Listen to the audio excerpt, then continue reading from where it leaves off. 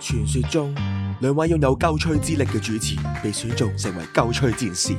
笑聲係佢哋唯一嘅武器，廢話係佢哋最強嘅魔法。佢哋背負住拯救香城笑點嘅宿命，誓要同負能量嚟一場你追我躲嘅熱血卡巴迪。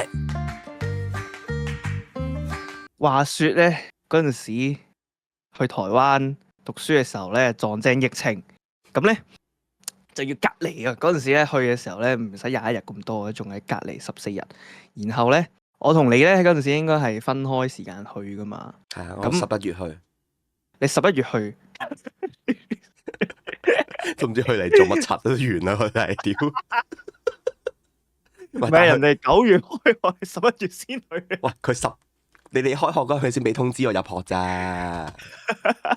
跟住搞埋啲手續係咪啊？係啊，你睇下有啲咩搞你2個月啊？咪簽證啊，跟住之後咪入學嗰啲註冊嗰啲咯，係啦，所以咧，我就係記得你嗰陣時嚟到，跟住相聚嘅時候，哇，已經11月啦，試都就係考咯。我一嚟就考 midterm， 我落機翻咗2個禮拜學，我就要 midterm 咯，黐撚線真係。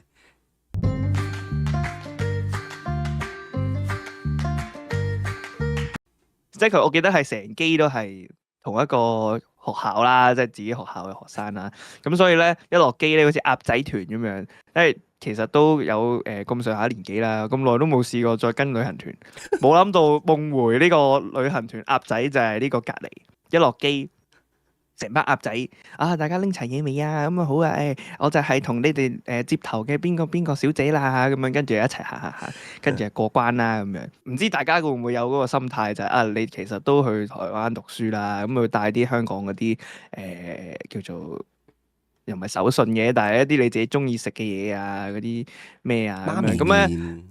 係啦，杯麵啊，媽咪麵啊，咁啊，再加上咧，知道自己要隔離14日，其實都帶備啲充足糧食啦。咁咧有一位同學行過見到，咁佢咧就俾呢個航空公司掟爆咗個篋。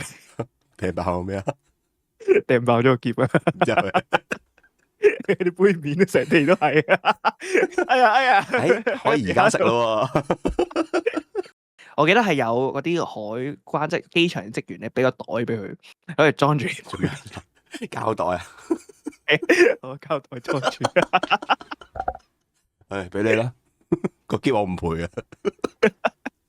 我唔知佢最後個篋搞成點，但我記得都擾攘咗一輪嘢。嗰下真係心諗啊，即刻反思翻，點解我個篋冇咁多杯麵嘅？我太樂觀。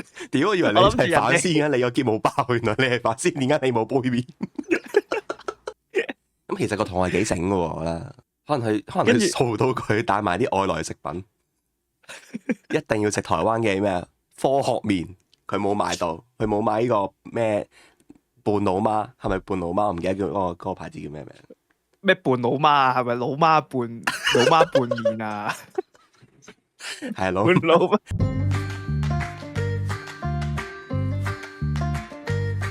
之前咧有睇過一啲資訊啦，就話隔離咧就會令到，因為你冇喐啊嘛喺間房入邊，咁咧令到身體唔好啊，或者係即係你啲叫做體能下降咁樣啦。係。咁我一開始頭一日咧係第一日有堅持下咧係做下啲運動啊，每日咧做少少運動咁樣啦。跟住去到後面好快放棄咗，因為呢個養豬生活實在太開心，咁樣。跟住我就攤咗喺張床嗰度。咁咧張床咧係都大啲嘅單人床啦。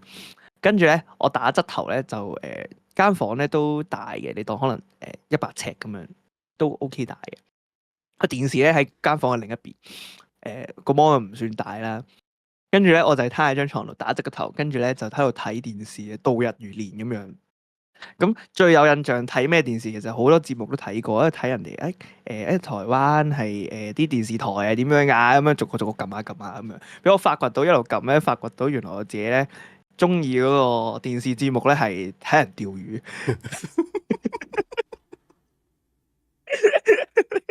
喺個山嗰度釣魚。你知當初咧，佢同我講話睇釣魚咧，我就話咁好嘅，你個窗出邊有人釣魚俾你睇啊，有河喎你嗰度，跟住話佢係睇緊啲地理頻道。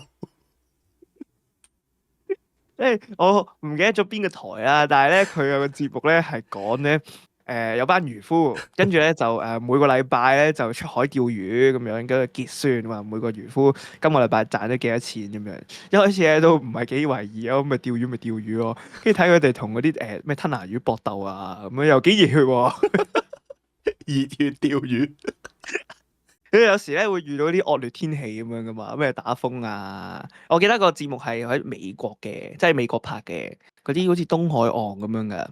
因為佢有時會 show 個地圖啊，個漁夫係去到邊度啦咁樣，跟住咧東海岸應該咧係多啲嗰啲颱風咁樣嘅，咁所以咧有時有幾集咧係因為颱風咧就要趕翻去個嗰個碼頭嗰度。哇！啲浪咧拋到咧，我都好似置身其境咁樣。明明咧，我係攤喺張床打側咁樣，跟住咧個下巴咧已經係攤喺度擠晒出嚟咁樣喺個枕頭嗰度。但我靈魂但係與佢都失撚晒喎，出晒汗睇咯。係我靈魂同佢哋同在。睇完之後咧，好似我都有份揸船咁樣。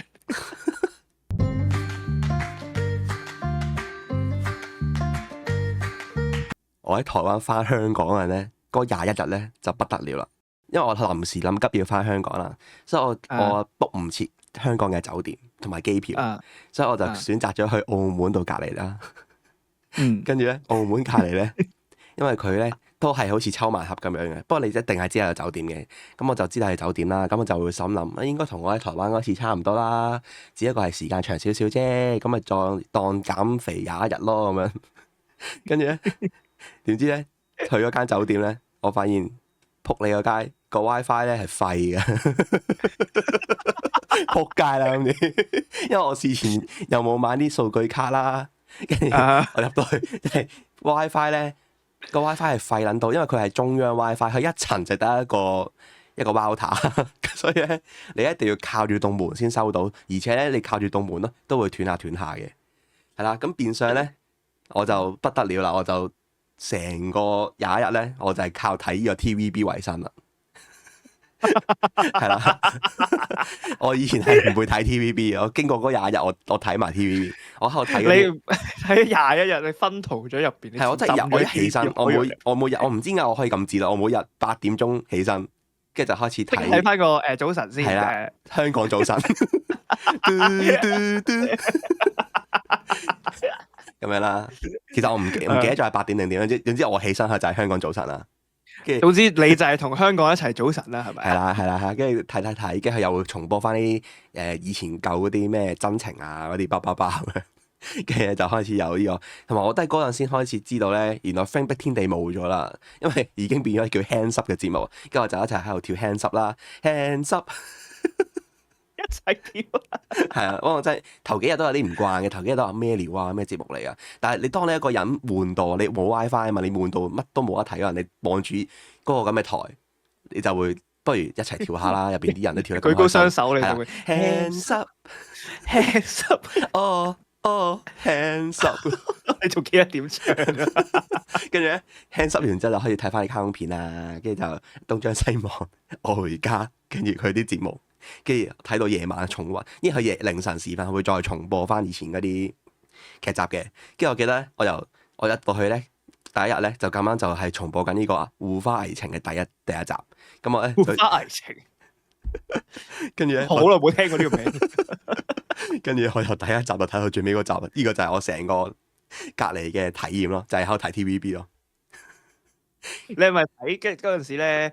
應該睇到咧。即係嗰個生理時鐘就係，依家唔係幾點咧？依家係香港早晨嘅時候啊，去到晏晝就係呢個都市閒情嘅時候咁樣。而就係東張西望，6點半新聞。我已經無聊啦，我唱國歌啦已經。我平時我都完全喺香港唔會理呢啲嘢噶嘛，係咯。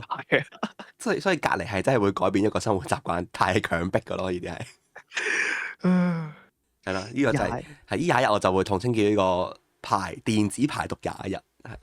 電子排毒，你唔係電子排毒咯，你係上咗另一個人，你就係呢個 TVB 中毒21日。係唔緊要，翻到嚟香港我就已經戒咗呢個。你就可以改變咗變咗21日，你翻到嚟已經冇睇。係因為始終我哋去台灣去咗1年就翻嚟啊嘛，咁都同香港脫咗節嘅。我覺得即使你喺台灣都有留意香港新聞，但係你睇翻啲電視咧，其實你覺得自己可以同佢接咗軌咁樣咯。即係我走嗰陣，即係我哋走嗰陣，其實東張西望冇咁紅噶。啊哈！但係唔知係啊我哋走咗一年之後，突然間東張西望變咗紅牌節目咁樣，係咯，所以係有啲接翻軌嘅咁樣咯。可能冇嘢睇嘅，大台冇嘢睇，得翻東張西唔好講唔好講，得罪大台啊！黐線。TVB good 啊，好 good 係啦，我翻到嚟日日都睇，絕對唔係因為澳門冇得睇 view。